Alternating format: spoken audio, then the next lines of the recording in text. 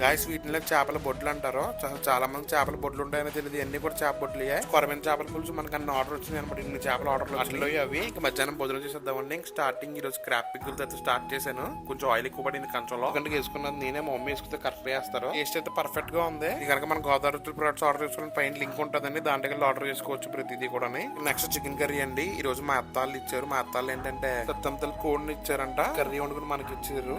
Taste అయితే చాలా బాగుంది. ఎందుకంటే మా ఇంట్లో తిని ఎప్పుడెప్పుడు కన్నా నాకు ఏంటంటే కొత్త టేస్ట్ ఇలా అనిపిస్తుంది అనమాట అండి. చికెన్ కూడా వచ్చేసి లేయర్ చికెన్ అనమాట.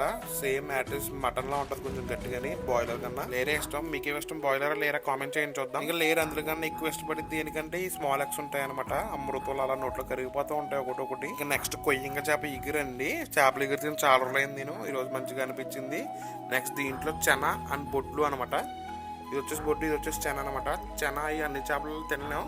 కొన్ని చేపలను తినగాను కొయ్యంలో తినొచ్చు అనమాట. చిన్న చిన్నగానే ఉంటది. అదే చెరువు చేపలుగా తినలేం అనమాట చెన్నయ్యని. నెక్స్ట్ బొడ్డు అనమాట. నాకు బొడ్డు అంటే అంత ఇష్టం. చాలా రేర్ గా దొరుకుతుంది. దొరికినప్పుడు మాత్రం తినాలి అనమాట అండి ఇది. ఇంక నెక్స్ట్ కర్రీ వచ్చేసి కోడిగుడ్డు ఎండురయ్య. ఈ కర్రీ మాత్రం నేను బయట నుంచి తెచ్చుకున్నాను. ఎక్కడో చూడగానే బోర్డు మీద కనిపించింది. ఇంకా ప్యాక్ చేయించుకున్నాను అనమాట. 30 రూపాయలు. మరీ అంత కాదు కానీ పర్లేదని చెప్పొచ్చు. ఈ లోపల నెక్స్ట్ పప్పు ఏదో ఆకనుకుంటే మునగాకు ఏదో సంబట్టు.